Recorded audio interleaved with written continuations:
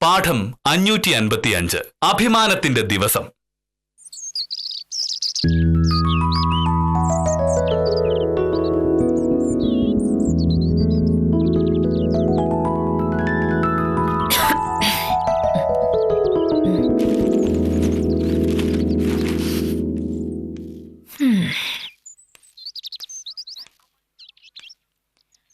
അവധി ദിവസമായിട്ട് രാവിലെ പത്രം വായിച്ചോണ്ടിരുന്നാ മതിയോ മോഹനേട്ടാ?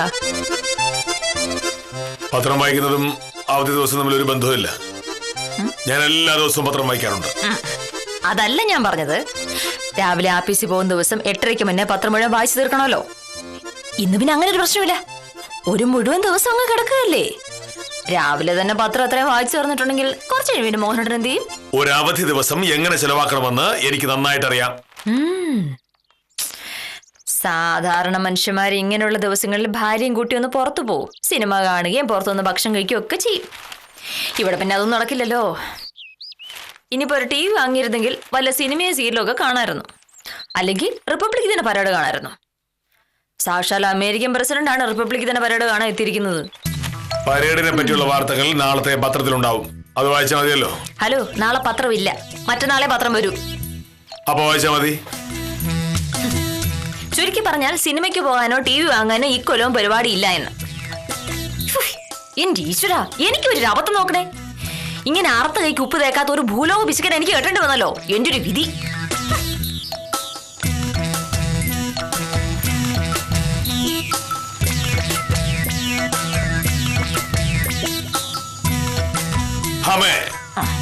വരുന്നുണ്ടല്ലോ.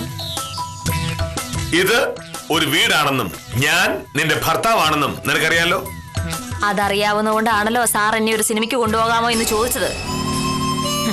ഇങ്ങനെ ഒരു ഭർത്താവില്ലായിരുന്നെങ്കിൽ ഒന്നെങ്കിൽ ഒറ്റയ്ക്ക് സിനിമയ്ക്ക് പോകായിരുന്നു, അല്ലെങ്കിൽ വേറെ ഏതെങ്കിലും ആണുങ്ങളോട് സിനിമയ്ക്ക് പോകായിരുന്നു. നിന്നെ അങ്ങനെ സിനിമയ്ക്ക് കൊണ്ടുപോകാൻ ആരിരിക്കുന്നു? കല്യാണം കഴിക്കുന്നതിന് മുന്നേ എന്റെ പുറകെ നടന്ന ചെറുക്കന്മാർക്ക് കയ്യും കണക്കും ഇല്ല. ഇതാണ് പറയുന്നത്. സ്ത്രീകളെ സംബന്ധിച്ചിടത്തോളം വിവാഹം എന്ന് പറയുന്നത് തങ്ങളെ ആരാധിക്കുന്ന 1000 ആണുങ്ങളെ വേണ്ടെന്ന് വെച്ച് എപ്പോഴും വഴക്കുണ്ടാക്കുന്ന ഒരു വിഡ്ഢിയെ സ്വീകരിക്കുക എന്നതാണ് എന്ന്. നീ എന്നെ വിഡ്ഢിയെന്ന് വിളിക്കാൻ കണ്ടുപിടിച്ച വഴിയാണ് ഇത് എന്ന് എനിക്ക് മനസ്സിലായി. അതെ, ഞാനും ചില കാര്യങ്ങളിൽ ചില വിഡ്ഢിതങ്ങളെ കാണിച്ചിട്ടുണ്ട്. നിന്നെ പോലൊരു അഹങ്കാരിയെ കല്യാണം കഴിച്ചത് ഹിമാലയം വിഡ്ഢിതമായി പോയില്ലേ? ഇതൊക്കെ ഇപ്പൊ പറയാൻ കൊള്ളാം. മോഹനേട്ടനെ പോലെ പിടിവാശിക്കാരനും എടുത്തുചാട്ടക്കാരനുമായ ഒരു ഭർത്താവിനെ കഴിഞ്ഞ 5 കൊല്ലമായിട്ട് ഞാൻ സഹിക്കല്ലേ. വീട്ടിലൊരു കാര്യത്തിന് സഹായിക്കില്ല. പറയുമ്പോ മുഴുവൻ സിദ്ധാന്തമാണ്. ഓഹോ, ഭാര്യയുടെ ഒരു ചെറിയ ആവശ്യം പറഞ്ഞാൽ പോലും അതിന് മുടക്കാൻ കാശില്ല. എന്റെ സ്ഥാനത്ത് വേറെ ആരെങ്കിലും ആയിരുന്നെങ്കിലും. അയ്യടാ, രക്ഷപ്പെടാനുള്ള അവസരം ഇപ്പോഴും ഉണ്ട്. നമുക്ക് ഡൈവോഴ്സ് ചെയ്യാലോ. ഡൈവോഴ്സ് കേട്ടപാടെ പിടിച്ചോ? അല്ല, എങ്ങനെ പേടിക്കാതിരിക്കും? ഞാനെങ്ങാനും കളഞ്ഞിട്ട് പോയിട്ടുണ്ട് പിന്നെ വില്ലേജ് ഓഫീസറുടെ കാറ്റ് പോവില്ലേ? അത് നിന്റെ വ്യാമോഹം. നിന്നെ കല്യാണം കഴിക്കുന്നതിന് മുമ്പും കുറെ കാലം ഞാൻ ജീവിച്ചിരിപ്പുണ്ടായിരുന്നു. അന്നും എനിക്ക് സർക്കാർ ഉദ്യോഗം ഉണ്ടായിരുന്നു. നീ എന്റെ ഭാര്യ ആയതുകൊണ്ട് നിനക്കാണ് ഗുണമുണ്ടായത്. അയ്യോ, അതെന്ത് ഗുണമാ? സത്യസന്ധനും ഉത്തരവാദിത്ത ബോധവുമുള്ള ഗാന്ധിയനുമായ ഒരു വില്ലേജ് ഓഫീസറുടെ ഭാര്യയാകാൻ പറ്റിയില്ലേ? അതൊരു ചെറിയ കാര്യമാണോ? ഒരു വില്ലേജ് ഓഫീസറുടെ ഭാര്യയാവുന്ന അത്ര വലിയ കാര്യമാണെങ്കിൽ ഇന്ന് ഇന്ത്യയിൽ വന്ന അമേരിക്കൻ പ്രസിഡന്റിന്റെ ഭാര്യയാവുന്നത് ഇതൊരു കാര്യമായിരിക്കും. എന്നെ സിനിമയ്ക്ക് കൊണ്ടുപോയില്ലയോ? ഇല്ല. ഉച്ചയ്ക്ക് പുറത്തുനിന്ന് കഴിച്ചാൽ പറ്റില്ല. പറ്റും. ഇന്ന് ഞാനിവിടെ ഒന്നും ഉണ്ടാക്കില്ലല്ലോ. വിശക്കുമ്പോ മോഹനേട്ടൻ തന്നെ പറയും നമുക്ക് പുറത്തു പോവാന്ന്. കാണാനൊന്നും ഇല്ല സാറേ. ഞാനൊന്നും ഉണ്ടാക്കില്ല എന്ന് പറഞ്ഞിട്ടുണ്ടെങ്കിൽ അത് പറഞ്ഞത്. അല്ല പിന്നെ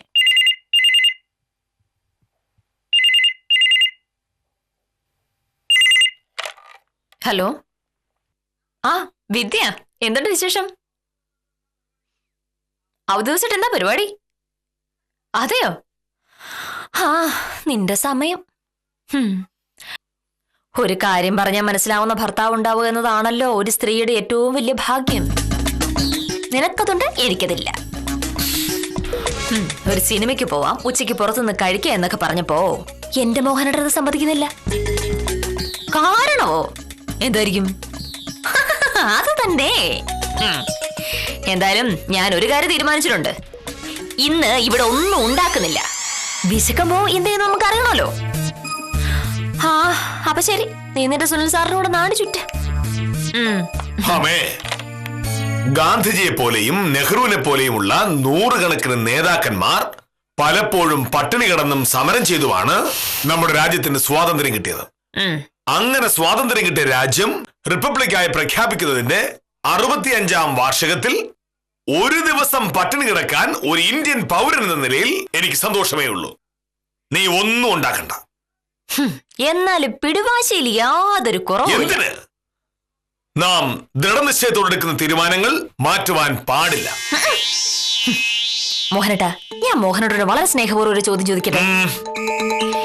ഇങ്ങനെ എന്നെ തോൽപ്പിക്കാനായി ഓരോരോ തീരുമാനങ്ങൾ എടുക്കുമ്പോ മോഹനേട്ടന് അതുകൊണ്ട് എന്ത് സന്തോഷമാണ് കിട്ടുന്നത്? ഞാൻ നിന്നെ തോൽപ്പിക്കുവാനായിട്ട് ഒരു തീരുമാനവും എടുക്കുന്നില്ല. പക്ഷേ വളരെ ബുദ്ധിപൂർവ്വം ഞാൻ എടുക്കുന്ന തീരുമാനങ്ങൾ കൊണ്ട് അനാവശ്യമായ ധൂർത്തും സമയനഷ്ടവും ഒഴിവാക്കുന്നു. അതാണ് സത്യം.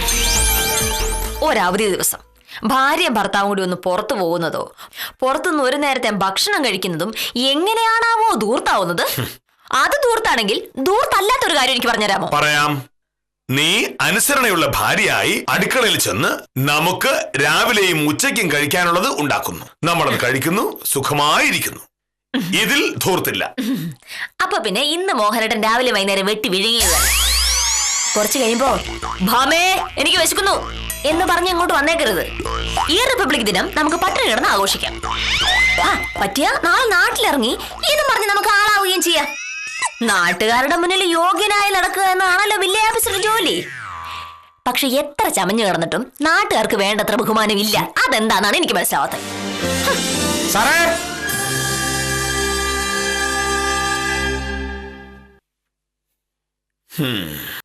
നമസ്കാരമുണ്ട് സാർ. അവധി ദിവസം ആവുകൊണ്ട് സാർ ഇവിടെ കാണുമെന്ന് എനിക്ക് അറിയായിരുന്നു. കാപ്പിയോ കുടിച്ചാ സാറേ? ഇന്ന് ഞാൻ ഭക്ഷണം കഴിക്കുന്നില്ല. അയ്യോ, അതെന്ത് പറ്റി? രാജ്യത്തിന്റെ റിപ്പബ്ലിക് ദിനം നിരാഹാരം അനുഷ്ഠിക്കുക എന്നുള്ളത് ഒരു ഉത്തമ പൗരന്റെ കടമയാണ്. അങ്ങനെയൊക്കെ ഒരു കടമയുണ്ടാ? സാറേ, ഞാൻ വന്നതേ നമ്മുടെ പഞ്ചായത്ത് പ്രസിഡന്റ് ഗോപാലൻകുട്ടി ചേട്ടൻ പറഞ്ഞു വിട്ടിട്ടാ. എന്താ കാര്യം? നമ്മുടെ ലൈബ്രറിക്കാര് ഇന്ന് വൈകുന്നേരം ജംഗ്ഷനിൽ വെച്ച് ഒരു റിപ്പബ്ലിക് ദിനാഘോഷം സംഘടിപ്പിച്ചിട്ടുണ്ട്. അതിൽ മുഖ്യ പ്രഭാഷണം നടത്താൻ ഗോപാലൻകുട്ടി ചേട്ടനെയാണ് വിളിച്ചിരിക്കുന്നത്. സാറിനറിയാലോ, പഞ്ചായത്ത് പ്രസിഡന്റ് ആണെങ്കിലും ഗോപാലൻകുട്ടി ചേട്ടന് ഈ കാര്യത്തിൽ വലിയ വിവരമൊന്നുമില്ല. അതുകൊണ്ട് ഗോപാലൻകുട്ടി ചേട്ടൻ ഇങ്ങോട്ട് വരും.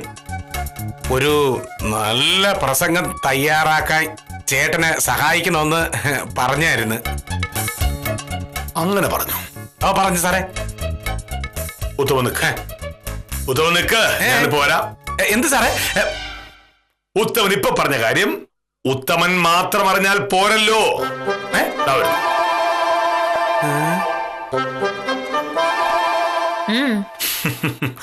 കുറച്ചു മുമ്പ് നീ എന്താ പറഞ്ഞത്? ഈ നാട്ടുകാർക്കൊന്നും എന്നെ തീരെ ബഹുമാനമില്ല എന്ന്. നിന്റെ ആ സംശയം ഞാനിപ്പോ തീർത്തരം. എന്താ കാര്യം? ഉത്തമൻ വന്നിരിക്കുന്നു. അത്രേ ഉള്ളൂ. ഉത്തമൻ മോഹനേട്ടനോട് ബഹുമാനം കാണിക്കാതിരിക്കുന്നത് എങ്ങനെയാ മോഹനേട്ടാ? മോഹനേട്ടനെ കൊണ്ട് എന്തൊക്കെ ആവശ്യങ്ങളുണ്ട് ഉത്തമന്. ബഹുമാനം ഇല്ലെങ്കിൽ ഉത്തമനെ ഉണ്ടെന്നേ പറയുള്ളൂ. ഉത്തമന് മാത്രമല്ല ബഹുമാനം. ഇന്ന് വൈകിട്ട് ജംഗ്ഷനിലെ ലൈബ്രറിക്കാർ സംഘടിപ്പിക്കുന്ന റിപ്പബ്ലിക് ദിനാഘോഷമുണ്ട്. അതിൽ പ്രസംഗിക്കാൻ പഞ്ചായത്ത് പ്രസിഡന്റ് ഗോപാലൻകുട്ടി ചേട്ടനെ ക്ഷണിച്ചിരിക്കുന്നു. പഞ്ചായത്ത് പ്രസിഡന്റിനെ ഒരു യോഗത്തിൽ പ്രസംഗിക്കാൻ വിളിക്കുന്നത് മോഹനേട്ടനുള്ള ബഹുമാനമാകുന്നത് എങ്ങനെയാ? മോഹനേട്ടൻ വില്ലേജ് ഓഫീസറല്ലേ, പഞ്ചായത്ത് പ്രസിഡന്റ് ഒന്നും അല്ലല്ലോ. അല്ല, പക്ഷേ ഗോപാലൻകുട്ടി ചേട്ടന് ഈ വിഷയത്തിൽ വേണ്ടത്ര ഗ്രാഹ്യമില്ല. അതുകൊണ്ട് വൈകുന്നേരം പറയാനുള്ള പ്രസംഗം ഞാൻ എഴുതി തയ്യാറായി കൊടുക്കണമെന്ന്. ഇപ്പൊ നിനക്ക് മനസ്സിലായോ എനിക്ക് ഈ നാട്ടിലുള്ള വില എന്താണെന്ന്? പഞ്ചായത്ത് പ്രസിഡന്റിന് റിപ്പബ്ലിക് ദിനത്തിൽ പറയാനുള്ള പ്രസംഗം ഞാൻ വേണം തയ്യാറാക്കി കൊടുക്കാനെന്ന്. ഇപ്പൊ എനിക്ക് മനസ്സിലായി മോഹനേട്ടാ. അത് മോഹനേട്ടന്റെ നാട്ടിലുള്ള വിലയല്ല, നമ്മുടെ നാടിന്റെ ഒരു അവസ്ഥ. റിപ്പബ്ലിക് ദിനത്തെ കുറിച്ച് സ്വന്തമായി 2 വാക്ക് പോലും പറയാൻ അറിയാത്ത ഒരാള് പഞ്ചായത്ത് പ്രസിഡന്റ് ആയ ഒരു നാട്. ഈ നാട് എങ്ങനെ നന്നാവോ എന്തോ. നീ ഇങ്ങനെ പലതും പറയും. നാട്ടുകാർക്ക് എന്നെ വലിയ ബഹുമാനമാണെന്നുള്ളത് നിനക്ക് സഹിക്കുന്നില്ല. എന്തായാലും ഉത്തമനോട് കാത്തിരിക്കാ. നീ വാ. ഞാനെന്തിനാ പറഞ്ഞേ? അത് ഓഫിട്ട് വാ. ഓഫി വാ വാ. ഇതെന്താ നോക്കണേ? ഉത്തമ ഓ സാർ. ഈ നിൽക്കുന്ന വക്കീല് പറയുന്നത് ഈ നാട്ടിലുള്ളവർക്ക് എന്നെ തീരെ ബഹുമാനമില്ലെന്നാണ്. എല്ലാവർക്കും എന്നെ ഭയങ്കര ബഹുമാനമാണെന്ന് ഞാൻ മാത്രം പറഞ്ഞിട്ട് കാര്യമില്ലല്ലോ. അത് ഈ നാട്ടുകാർ തന്നെ പറയണം. പഞ്ചായത്ത് പ്രസിഡന്റ് ഗോപാലൻകുട്ടിച്ചേട്ടന് പോലും ഒരു നല്ല പ്രസംഗം തയ്യാറാക്കണമെങ്കിൽ മോഹനേഷന് സഹായം വേണം. നാട്ടിലുള്ള വേറെ ആരെടുത്ത് പോയാലും എല്ലാ കാര്യങ്ങളും പഠിക്കാൻ പറ്റില്ല എന്ന് പഞ്ചായത്ത് പ്രസിഡന്റ് പറയാം. അല്ല സാറേ, ഞാൻ സത്യത്തിൽ നമ്മുടെ നാട്ടിലുള്ള പലർക്കും ഈ റിപ്പബ്ലിക് എന്ന വാക്കിന്റെ അർത്ഥം പോലും അറിയില്ല. ജനങ്ങളാൽ തിരഞ്ഞെടുക്കപ്പെട്ട ഒരു വ്യക്തി രാജ്യത്തിന്റെ പരമോന്നത സ്ഥാനത്തിരുന്ന് രാജ്യം ഭരിക്കുന്ന ഏർപ്പാടുള്ള രാജ്യങ്ങളെയാണ് റിപ്പബ്ലിക് എന്ന് പറയുന്നത്. സ്വാതന്ത്ര്യം കിട്ടുന്നത് വരെ ബ്രിട്ടീഷ് രാജ്ഞിയായിരുന്നു നമ്മുടെ ഭരണാധികാരി. സ്വാതന്ത്ര്യം കിട്ടിക്കഴിഞ്ഞപ്പോൾ ഗവർണർ ജനറലായി ഭരണാധികാരി. 1950 ജനുവരി 26 ഇന്ത്യ റിപ്പബ്ലിക് ആയതോടെ തെരഞ്ഞെടുക്കപ്പെട്ട ഒരു പ്രസിഡന്റിന് കീഴിലായി ഇന്ത്യ മഹാരാജ്യം. ചുരുക്കി പറഞ്ഞാൽ നമ്മുടെ രാജ്യം ഒരു സമ്പൂർണ്ണ ജനാധിപത്യ രാജ്യമായത് 1950 ജനുവരി 26 അതാണ് നമ്മൾ റിപ്പബ്ലിക് ദിനമായി ആചരിക്കുന്നത്. ബ്രിട്ടൻ, ഓസ്ട്രേലിയ, കാനഡ തുടങ്ങിയ രാജ്യങ്ങളിൽ ജനാധിപത്യം ഉണ്ടെങ്കിലും അതൊന്നും റിപ്പബ്ലിക് അല്ല. കാരണം ബ്രിട്ടീഷ് രാജ്ഞിയാണ് ആ രാജ്യങ്ങളുടെയൊക്കെ അധികാരി. രാജ്ഞി ജനങ്ങളാൽ തിരഞ്ഞെടുക്കപ്പെട്ട ഒരാളാണോ? അല്ല. അല്ല സാറേ, ഞാൻ പറയാൻ വന്നത് പറഞ്ഞില്ല. അല്ല, ഞാൻ വന്നത് എന്തിനാണെന്ന് മുഴുവനും പറഞ്ഞില്ല സാറേ. ഇന്ന് വൈകുന്നേരം നടക്കുന്ന യോഗത്തിന്റെ വിഷയം ഇന്ത്യൻ ഭരണഘടനയാണ്. അതുകൊണ്ട് ഗോപാലൻകുട്ടിച്ചേട്ടൻ വരുന്നത് വക്കീലിനെ കണ്ട് ഭരണഘടനയെ പറ്റിയുള്ള ചില സംശയങ്ങൾ തീർക്കാൻ വേണ്ടിയിട്ടാണ്. അതിപ്പോ ഭരണഘടനയെ പറ്റി സംശയം? ഇന്ത്യൻ ഭരണഘടന ഔദ്യോഗികമായി നിലവിൽ വന്ന ദിവസമാണിത്. ആ ഭരണഘടന പ്രകാരമാണ് ഒരു തെരഞ്ഞെടുക്കപ്പെട്ട പ്രസിഡന്റ് ഇന്ത്യയുടെ ഭരണത്തലവനായത്. അതുകൊണ്ട് ഇന്ത്യൻ ഭരണഘടനയെ കുറിച്ച് ചർച്ച ചെയ്യാൻ ഇതിനെ പറ്റിയൊരു ദിവസം ഇല്ല. ഭരണഘടനാ നിർമ്മാണ സഭയിൽ അത് അവതരിപ്പിച്ചത് 1949 നവംബർ 26 പൂർണ്ണ രൂപത്തിൽ അത് പ്രയോഗിച്ചു തുടങ്ങിയത് ഇന്ത്യ റിപ്പബ്ലിക്കായി പ്രയോഗിക്കപ്പെട്ട ദിവസമാണ്. ഏതൊക്കെ എല്ലാവർക്കും അറിയാം. ഇതിലൊക്കെ എന്ത് പഠിപ്പിക്കാതിരിക്കുന്നു? ആർക്കും ഒന്നും അറിഞ്ഞൂടാ. വെറുതെ ഭരണഘടന എന്ന് സ്ഥാനത്തും അസ്ഥാനത്തും പറയുന്നതല്ലാതെ ആരെങ്കിലും ആ പുസ്തകം ഒന്ന് തുറന്നു നോക്കിയിട്ടുണ്ടോ? ഉത്തമം വായിച്ചിട്ടുണ്ടോ? എന്താ? അല്ല, എനിക്കിപ്പോ അതിന്റെ ഒന്നും ആവശ്യമില്ലല്ലോ വക്കീലേ. മോഹനേട്ടനോ? പോയി സാറ് സ്ഥലം വിട്ടു. ഓർത്തു വച്ചിരിക്കുന്ന തീയതികൾ വെച്ച് വലിയ സിദ്ധാന്തം പറയാനൊക്കെ ആർക്കും പറ്റും. പക്ഷേ സ്വന്തം രാജ്യത്തിന്റെ ഭരണഘടനയെ പറ്റി അറിഞ്ഞിരിക്കുക എന്നതാണ് ഏറ്റവും പ്രധാനം. സ്വന്തം രാജ്യത്തിന്റെ ഭരണഘടനയെ പറ്റി ഒന്നും അറിയാത്ത ആളുകളെ ഇന്ത്യയിലുള്ളതുപോലെ വേറെ എവിടെയും കാണുകയില്ല. എന്റെ പൊന്നു വക്കീലെ, എനിക്ക് വലിയ വലിയ കാര്യങ്ങളൊന്നും അറിഞ്ഞൂടാ. ആ ഗോപാലൻകുട്ടി ചേട്ടനോട് എപ്പോഴും ഇങ്ങോട്ട് വരാൻ വേണ്ടി പറയണം.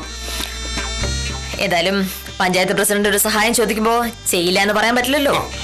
എപ്പോഴേലും വരാൻ പറഞ്ഞോളൂ. അപ്പൊ ശരി വക്കീലെ. പിന്നെ ഞാൻ പോയിന്ന് സാറിന്റെ അടുത്ത് ഒന്ന് പറഞ്ഞേക്കണേ. ഉത്തമ, സാറിന് ഞാനിത് വെച്ചിട്ടുണ്ട്. ഇന്ത്യൻ ഭരണഘടനയുടെ രൂപത്തിൽ ദൈവമായിട്ടൊരു അവസരം തരുമ്പോ അത് ഞാൻ ഉപയോഗിക്കണ്ടേ? ഇന്ന് ഈ വീടിന്റെ ഭരണഘടനയിൽ ഒരു തീരുമാനം ഉണ്ടാവും.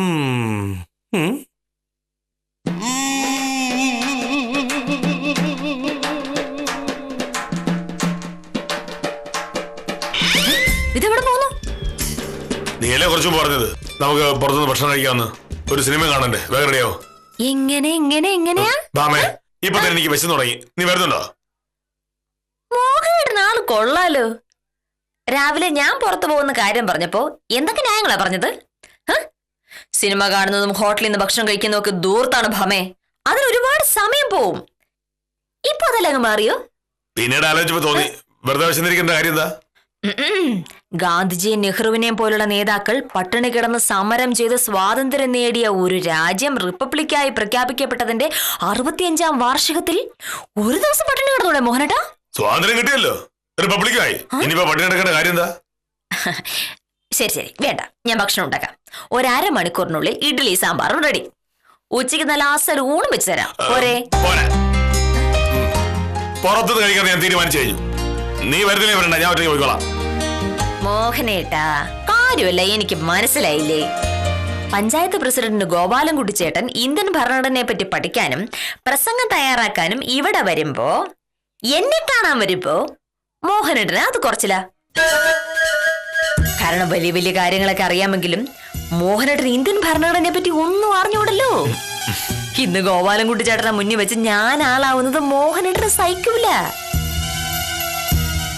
എന്നെ ഈ നാട്ടിലുള്ള സകലർക്കും എന്തുമാത്രം ബഹുമാനമാണെന്ന് ഇപ്പോഴെങ്കിലും മനസ്സിലായോ? എനിക്ക് മനസ്സിലായി. അത് നാട്ടുകാർക്ക് എത്ര ബഹുമാനമുണ്ടെന്നല്ല, ഈ നാടെന്താ നന്നാവത്തെന്നാ. ഇന്ത്യൻ ഭരണഘടനയെ പറ്റി അടിസ്ഥാന വിവരം പോലും ഇല്ലാത്ത ഒരാൾക്ക് ഒരു പഞ്ചായത്തിന്റെ പ്രസിഡന്റ് ആകാമെങ്കിൽ പിന്നെ ആർക്ക് എന്താ ആയിക്കൂടാത്തത്?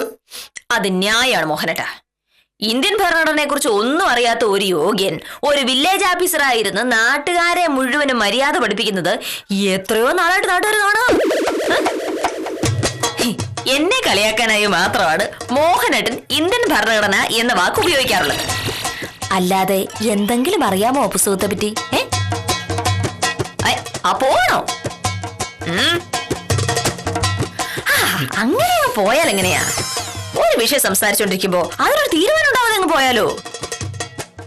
സാധാരണ ഇങ്ങനെ ഒരു പ്രശ്നം ഉണ്ടാവുമ്പോ അതിന്റെ പേരിൽ എന്നെ കൊണ്ട് നക്ഷത്രം എണ്ണിക്കുന്ന ആളല്ലേ? പറ, ഇന്ത്യൻ ഭരണഘടന വായിച്ചിട്ടുണ്ടോ? ഇന്ത്യ ചരിത്രവും സ്വാതന്ത്ര്യ സമര ചരിത്രവും അറിയാത്തവർ ഇന്ത്യയിൽ ജീവിക്കാനുള്ള അർഹതയില്ലാത്തവരാണെന്ന് മോഹനേട്ടൻ തന്നെയാണ് പലവട്ടം പറഞ്ഞിട്ടുള്ളത്. ഒരു നാടിനെ സംബന്ധിച്ചിടത്തോളം അതിന്റെ ചരിത്രത്തെക്കാളും പ്രധാനമാണ് അതിന്റെ ഭരണഘടന. കാരണമേ, ആ ഒരൊറ്റ രേഖയുടെ അടിസ്ഥാനത്തിലാണ് നമ്മുടെ രാജ്യത്തെ സകല കാര്യങ്ങളും പ്രവർത്തിക്കുന്നത്. നമ്മുടെ നാട്ടിൽ സർക്കാർ ഉണ്ടായത്, സർക്കാർ ഉദ്യോഗസ്ഥന്മാരുണ്ടായത്.